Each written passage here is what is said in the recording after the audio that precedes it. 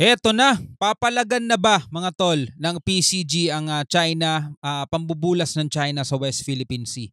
Kasi nakalagay dito mga tol, nakalagay doon sa thumbnail nila, ayan o, a-action na sa Chinese ships, no? May question mark, so patanong. Eto, pagbabago sa maximum tolerance versus China bullying sa West Philippine Sea, ipapaubaya na daw sa NTF o National Task Force for West Philippine Sea ata ang meaning niyan. Sabing gano'n ng PCG. So ngayon, kung napapansin ninyo mga tol, kahit na anong klaseng pangaharas ang ginagawa ng China sa mga barko ng PCG, hindi talaga tayo gumagante, hindi tayo pumapalag mga tol. Pinapairal nga daw nila ang tinatawag na maximum tolerance mga tol. Pero may pagbabago daw na mangyayari ngayon. So hindi natin alam kung ano yan. Alamin natin sa pagkakataong to mula rito sa UNTV News and Rescue. At syempre kung bago ka pa lamang dito o trip mo yung mga ganitong klaseng reaction video, huwag mong kalimutan mag-subscribe. Click mo na rin ang notification bell para ma-notify ka pag may mga bago tayong reaction video tulad nito. So huwag na natin patagalin pa. Panoorin na natin to mga tol. Magpapadala ng rekomendasyon ng Philippine Coast Guard sa National Task Force for the West Philippine Sea kasunod ng pinakabagong water cannon incident ng Chinese Coast Guard sa barko ng Pilipinas sa Bajo de Masinloco, Scarborough Shoal. Ayon kay PCG spokesperson for West Philippine Sea, Commodore J. Tariela, hindi nila maaaring palampasin ito dahil nagdulot na ng pinsala sa BRP pagakay ang pambobomba ng tubig. Saka alam mo kung masakit doon mga tol, habang pinapanood ko yung pambobomba ng water cannon ng China, nakita ko na direct hit nila yung bandila ng Pilipinas mga tol na nandoon sa ibabaw. Halos mapunit na nga mga tol eh, 'di ba? Kumbaga parang nilalapastangan talaga nila yung bansa natin mga tol. Talagang kitang-kita doon, no? Direct hit mga kapatid yung ating bandila. No? Nakakapikon lang talaga. Kasi ganun ang ginagawa sa atin ng China, no, ng mga CCG o Chinese Coast Guard. No, dahil doon sa kasunduan nila 2016 na ipagkasundo daw ang China at sa presidente nung time na yon na meron lang daw mga designated area yung mga mangingisda natin. Mali yun mga tol eh, 'di ba?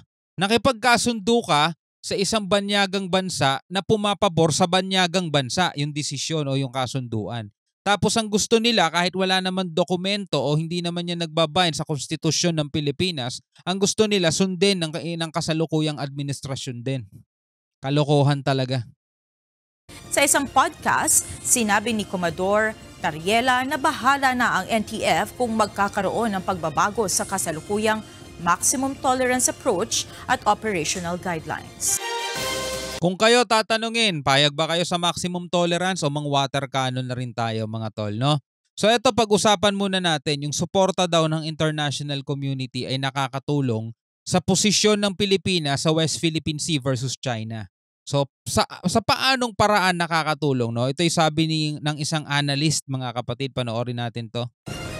Interestingly, we're getting more support from the international community and that makes a lot of difference. Hindi nasasayang ang suporta ng international community sa Pilipinas pagdating sa usapin sa West Philippine Sea.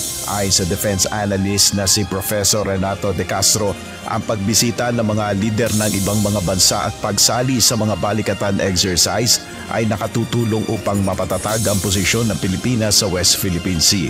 Actually, mas maganda nga sana kung may mga kasama na talaga tayong barko ng ibang bansa na lagi naglalayag, no? Kahit nga sa mga resupply mission na natin eh. Dati hindi ako sang-ayon kasi ang gusto ko sana, ang gusto syempre natin dapat mapanindigan ng Pilipinas na kaya natin to.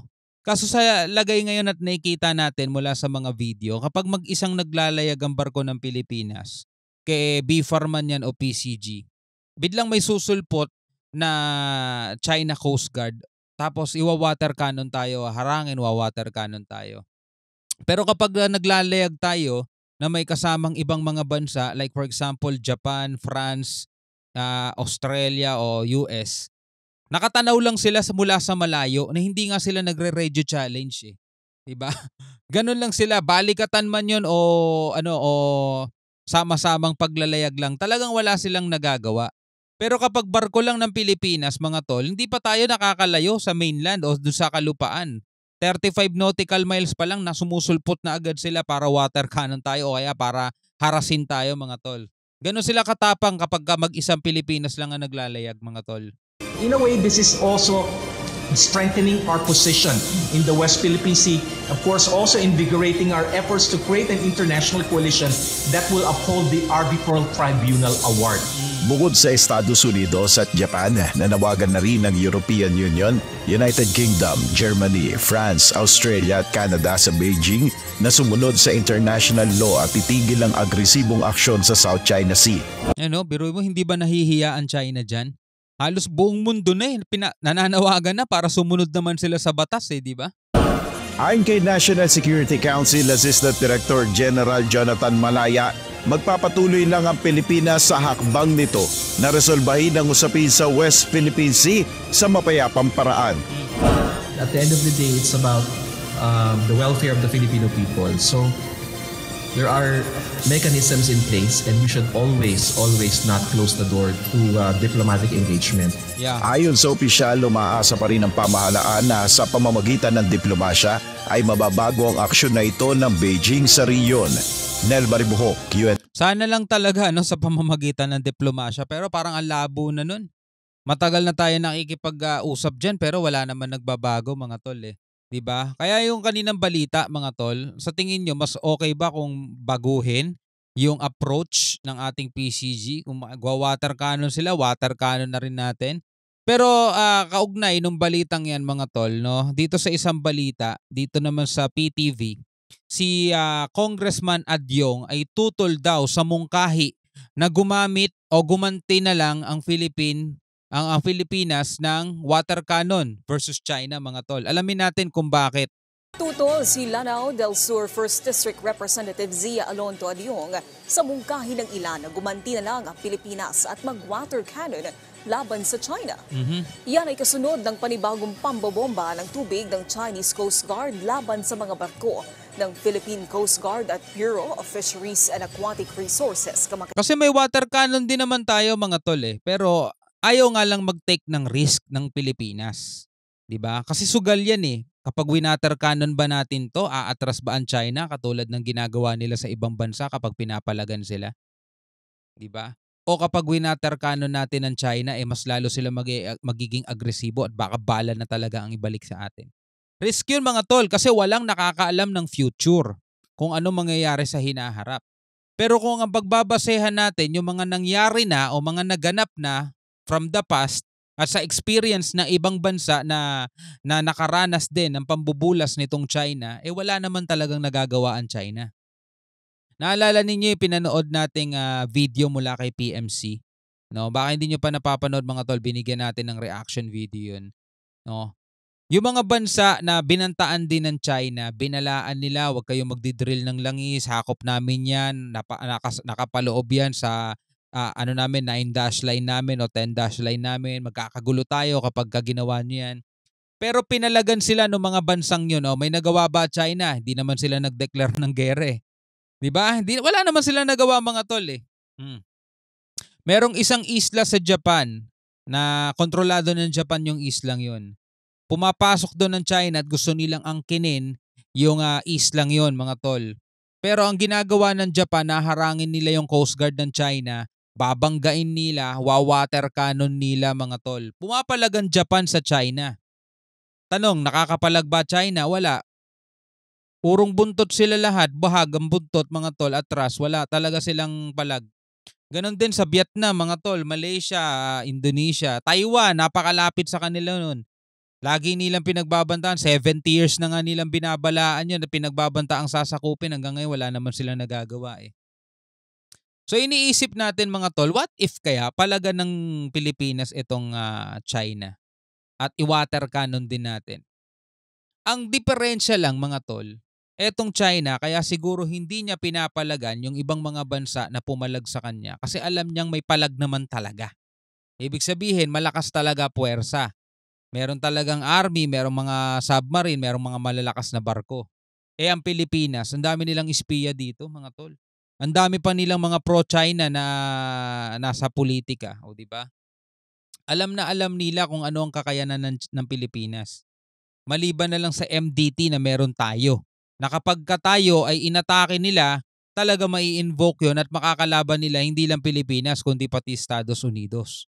'Di ba? O malay natin mga tol, kapag pinalaga natin yan, lalabas din ang katotohanan na takot din talaga yung bansang yan. Pero risk yan, no? Sugal yan. Kung hindi, kung pumalag talaga China, o diyari tayo dyan. Yun ang iniisip mga tol ng ating kinauukulan kung bakit hindi tayo gumagante, no? Dito sa pangwa-water cannon ng China. Maliban na lang doon sa mga matatapang talaga dito sa social media na talagang gusto nang sumugod.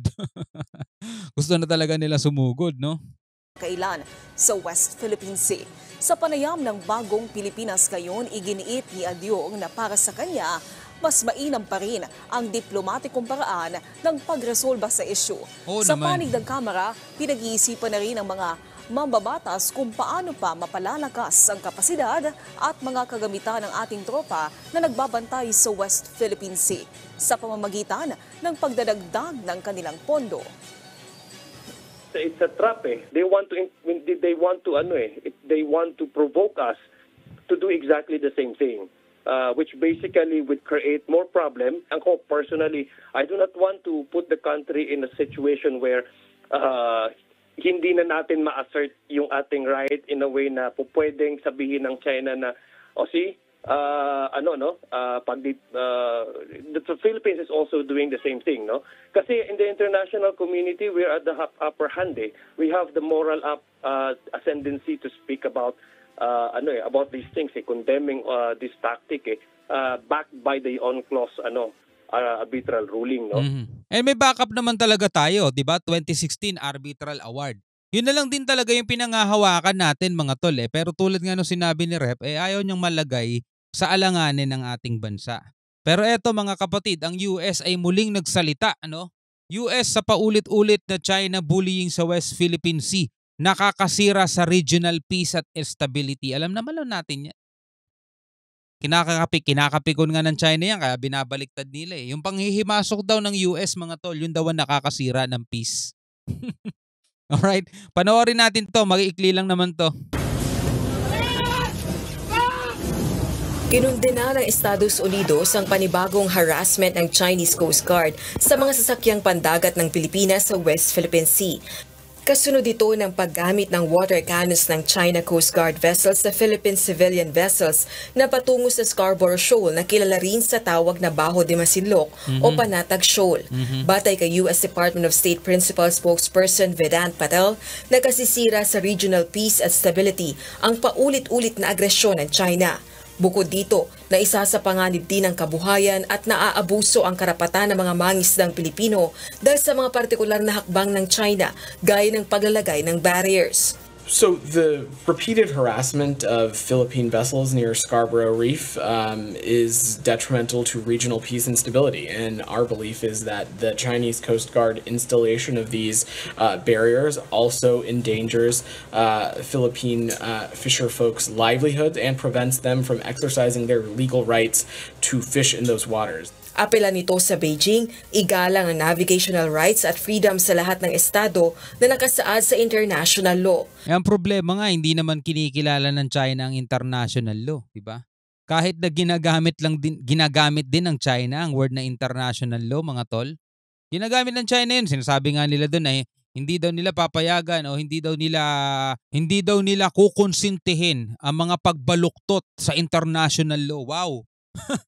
Ginagamit nila yung mga ganon, mga tol. Pero kita mo naman ang ginagawa nila, di ba? Muli rin itong iginiita ang karapatan ng Pilipinas sa West Philippine Sea na nakasaad sa 2016 arbitral ruling. These are rights that were set out in 2016 in a final and legally binding judgment in the Philippines-China arbitration brought to the 1982 law of the Sea Convention. Dagdag pa nito, ito rin ang isinulong ni U.S. Secretary of State Antony Blinken sa kanyang muling pagbiyahe sa China kamakailan. Rosa Licoz, UNTV News and Rescue. Kaso nga, di ba? Wala naman din talagang kwenta sa pakikipag-usap tong China, mga tol. Problema na talaga ng Pilipinas yan. Actually, problema sila ng buong mundo, no? Sa ginagawa nila rito, mga tol, wala talaga. Well, anyway, bilang isang Pilipino, ano masasabi mo rito, mga tol? Comment ka na lang sa ibaba. Hanggang sa muli, ako nga pala si Shobaldi. Peace out.